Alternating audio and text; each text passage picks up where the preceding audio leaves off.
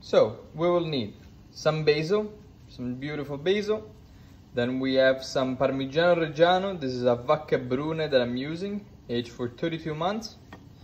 Then of course, extra virgin olive oil. Then we have just one plum tomato. You can use a Roma, you can use a San Marzano, whatever you like. With some blanched almonds. These are just whole almonds that have simply been put in hot water and peeled. You can already find them at the supermarket like this, or you can peel it yourself. With some red garlic, aglio rosso di Nubia, and then our pasta shape, which is the Busiate Trapanese, classic for this Pesto Trapanese. Okay, you can do this in a mortar or with a blender. I'm gonna use a blender. We just simply take the garlic that we've peeled. Let's peel another half, so just remove top and bottom. You can always smash it and the peel will easily come off, and you just use half of it, just like that. Then we will take our basil, put it all in here, just very simply. Then we go ahead with our almonds, all of them in, the olive oil, good amount of olive oil, and we go ahead with the first blend.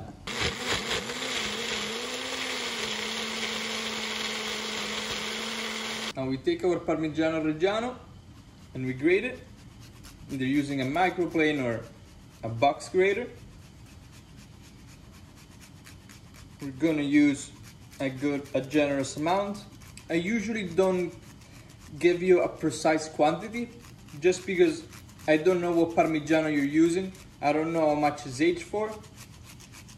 So a quantity and just saying Parmigiano will lead you in the wrong direction. Instead, I would suggest grate a bit, add it, blend it, see if it's to your liking, and then in case, always adjust it. So grate a good amount. This is gonna be fine for my quantity. Without the cheese. So as you can see, it's very granular, and you do not want it to be too fine. Otherwise, you're missing out on a lot of beautiful texture elements. Now we will go ahead and add our cheese. Simply in. And then one key trick with pesto, if you're doing it in a blender, add a couple of cubes of ice, so it will stop the basil from oxidizing, and you will keep a much brighter green color. So finish adding all the cheese, put 1 or 2 cubes of ice, and blend again. Okay, our second blend is done. As you can see, I did not season my pesto whatsoever. So I'm just gonna pour it in a bowl.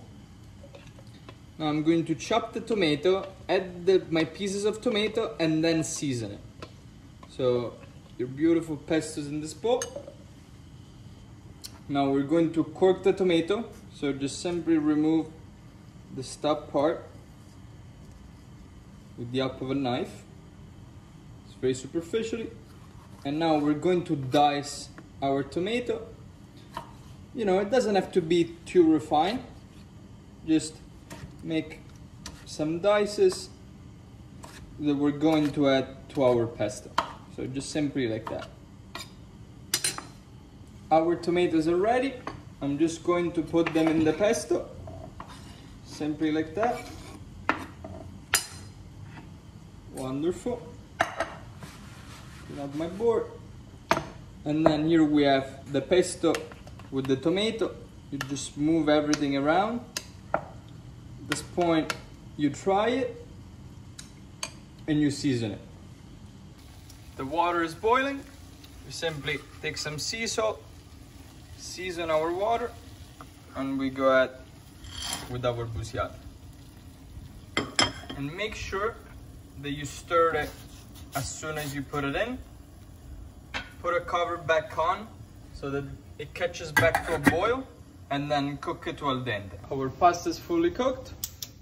Just shut it off, we strain it, and we put it in this bowl. Okay, the pasta has been strained. Now we just season it with our pesto. Couple of scoops of our pesto, and you can always save this, freeze it if you want, or keep it in the fridge. And we're just gonna go ahead and just move it around and get it coated on every side. Maybe do it with the help of a spoon. Just get your pasta coated. In case, always add a little bit, reserve a little bit of the pasta water, and go ahead and finish to coat your pasta. Simply take your busiate.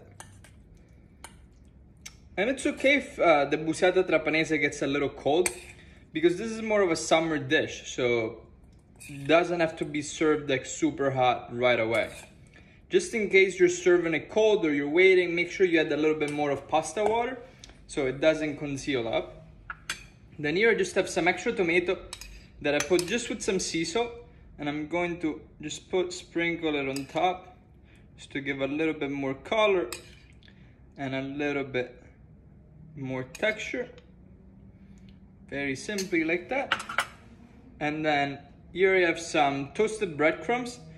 Simply just toast any leftover bread that you have, and we're gonna add just a tiny bit for more color and more textures. And only Sicilian eat carbs with carbs. And voila.